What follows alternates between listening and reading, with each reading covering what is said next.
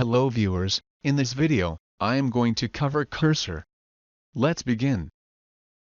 In the first program, I am going to cover implicit cursor. SQL opens implicit cursor every time we run select or DML statements. We can check whether cursor is open using SQL %open attribute, which will be always false for implicit cursor because implicit cursor always closes after statements are executed. We can check whether any rows are affected using SQL %found attribute. Check whether rows are not affected using SQL %not found attribute. Get count of affected rows using SQL %row count attribute. Also, we can use implicit cursor in for loop statement. In the next program, I am going to cover cursor for all command. We can perform DML operations on multiple records using for all command. And we can get count of records using bulk row count attribute. We can save exceptions using save exceptions with for all command. And we can get exceptions using bulk exceptions command. In the next program, I am going to cover explicit cursor. We can declare cursor using cursor name, return type statement. And we can define cursor using cursor name, return type, is select statement. We can declare and define cursor at the same time. Also, we can omit return type, and define cursor. We can open cursor using open cursor name. Fetch cursor records into variable using fetch cursor name into variable names. And fetch records into record using fetch cursor name into record name. And close cursor using close cursor name.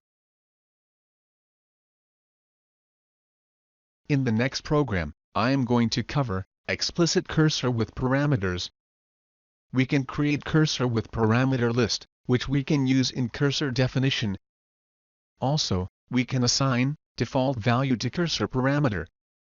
And we can open the cursor by passing parameters, where we can omit default parameter if needed. In the next program, I am going to cover cursor variables. To create cursor variables, we need to create reference cursor using type reference cursor name is ref cursor, return type statement, which is strong cursor type. With strong cursor type, we can associate only queries that return the specified type. We can omit return type, which is weak cursor type. With weak cursor type, we can associate any queries. We can create object for strong or weak reference cursor using variable name reference cursor name. Also, we can create variable for sysref cursor, which is weak reference cursor. We can open cursor using open cursor variable name for select statement. We can fetch records from cursor variable to variables using loop. And close cursor using close cursor variable name. Also, we can open cursor with using clause for SQL with bind variables.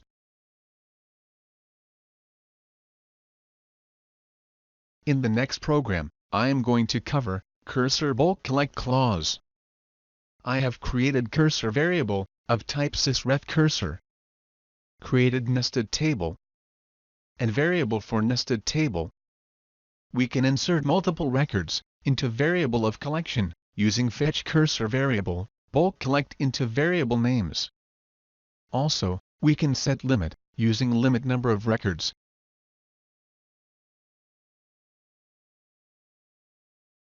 In the next program, I am going to cover for update cursor. We need to define cursor with for update optional of column name. Then, we will be able to update record with cursor using where current of cursor name statement. Alternatively, we can use row ID column to update the records.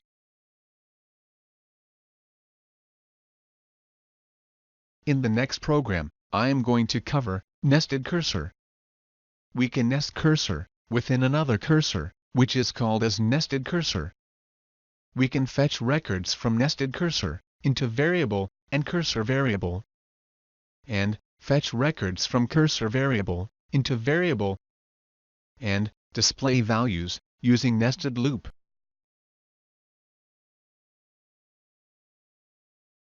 I hope you enjoyed the video. If you are preparing for interview, you can buy eBook on Oracle PL SQL interview questions from the Amazon link given in the description below. Please like this video, click on subscribe button and hit the bell icon so that you won't miss any video updates. Thanks for watching this video.